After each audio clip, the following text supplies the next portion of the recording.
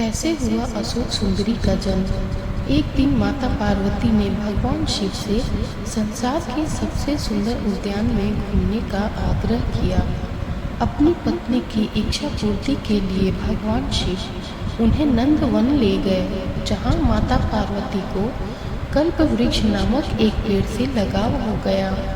कल्प वृक्ष मनोकामनाएं पूर्ण करने वाला वृक्ष था, अतः माता उसे अपने साथ कैलाश ले आई और एक उद्यान में स्थापित किया।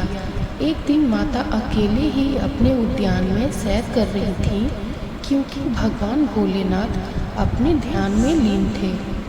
माता को अकेलापन महसूस होने लगा, इसलिए अपना अकेलापन दूर करने के लिए उन्होंने एक पुत्री की इच्छा व्यक्त की। तभी माता को कल्प वृक्ष का ध्यान आया, जिसके पश्चात वह उसके पास गई और एक पुत्री की कामना की।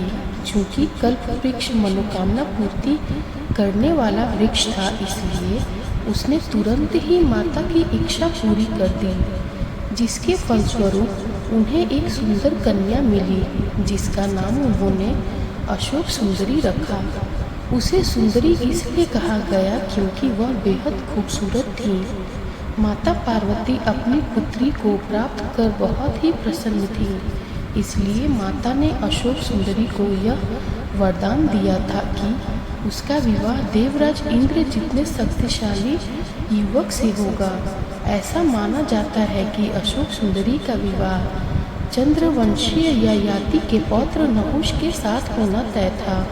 एक बार अशोक सुंदरी अपनी सखियों के संग नंदवन में विचरण कर रही थी, तभी वहां हुंड नामक एक राक्षस आया। वह अशोक सुंदरी की सुंदरता से इतना मोहित हो गया कि उससे विवाह करने का प्रस्ताव रख दिया। तब अशोक सुंदरी ने उसे भविष्य में उसके पूर्व नियत विवाह के संदर्भ में बताया। यह सुनकर हुंड क्रोधित हो गया और उसने कहा कि वह नहुष का वध करके उससे विवाह करेगा। राक्षस की दृढ़ता देखकर अशोक सुंदरी ने उसे श्राप दिया कि उसकी मृत्यु उसके पति के हाथों ही होगी। तब उस दुष्ट राक्षस ने नहुष को ढूंढ निकाला और उसका अपहरण कर लिया। जिस समय हुंड ने नहुष को अगवा किया था, उस वक्त वह बालक थे। राक्षस की एक दासी ने किसी तरह राजकुमार को बचाया और ऋषि वशिष्ठ के आश्रम ले आई, जहां उनका पालन पोषण हुआ। जब राजकुमार बड़े हुए तब उन्होंने हुंड का वध कर दिया, जिसके पश्चात माता पार्वती और भोलेनाथ के आशीर्वाद से उनका विवाह अशोक सुंदरी के साथ संपन्न हुआ।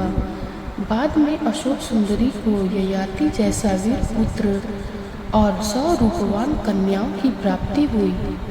इंद्र के घमंड के कारण उसे श्राप मिला तथा जिससे उसका पतन हुआ। उसके अभाव में नहुष को अस्थायी रूप से उसकी गद्दी दे दी गई थी, जिसे बाद में इंद्रा ने पुनः ग्रहण कर लिया था। हमारे YouTube चैनल आस्था एक भक्ति पर ऐसे और भी वीडियोस को देखने के लिए चैनल को सब्सक्राइब जरूर करें और बेल आइकन को जरूर दबाएं।